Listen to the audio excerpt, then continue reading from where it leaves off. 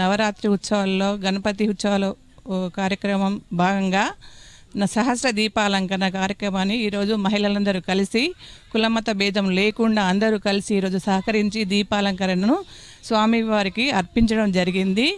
మహిళలందరూ ఐక్యతగా ఇక్కడ ప్రతి పూజా కార్యక్రమంలో పాల్గొని చాలా ఘనంగా ఎంజాయ్ చేస్తూ ఉంటారు. గాయత్రి ఉత్సవ కమిటీ మహిళల ద్వారా ఇది ముందుకు నడుస్తున్నది. గత 6 సంవత్సరాల నుండి కూడా గణపతి ఉత్సవము జరిపిస్తున్నారు.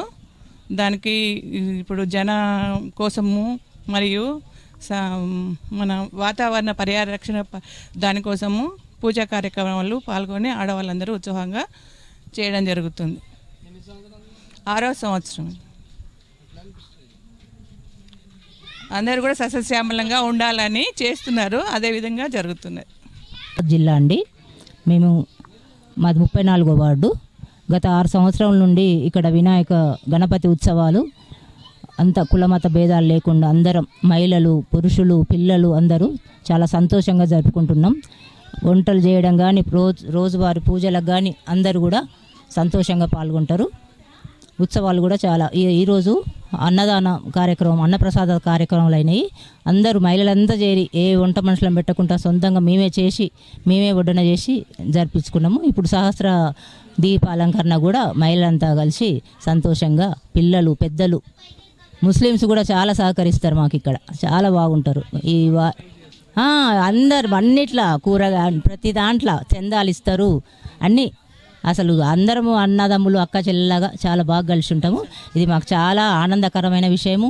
చాలా సంతోషం. ఆ భగవంతుడు ఆశీస్సులు అందరిపై ఉండాలని, ఎప్పుడు ఇలాగే ఉండాలని ఆ భగవంతుడిని పదే పదే కోరుకుంటున్నాం. అందరికీ నమస్తే. నా పేరు సుల్తానా. మేము ముస్లిమ్స్. మా మార్వాడి సత్రం మదర్. మేము 34వ వార్డు. మీ అందరం కూడా కలిసిమెలిసి కుల మతం లేకుండా గణేష్ని విగ్రహాన్ని మేము నిలబెట్టుకొని మంచిగా అందరం ప్రోగ్రామ్స్ రోజు చేసుకుంటూ అందరం కూడా 6 సంవత్సరాల కాడి నుంచి ఇలాగే కంటిన్యూ అవుతూ మేము ఎవరి మీద ఆధారపడకుండా మేము చేసుకొని ఐకమత్యంగా అందరం కలిసిమెలిసి మంచిగా అందరంగా జరుపుకుంటున్నాం. ఎవరి శక్తికి తగ్గట్టుగా చందాలు ఇచ్చి కొంతమందికి అడిగినా కొంతమంది అడగకున్నా కూడా విగ్రహం ఇచ్చుడు, బియ్యం, అన్నదాన కార్యక్రమంలో పాల్గొని అందరం మంచిగా సంతోషంగా జరుపుకుంటాం.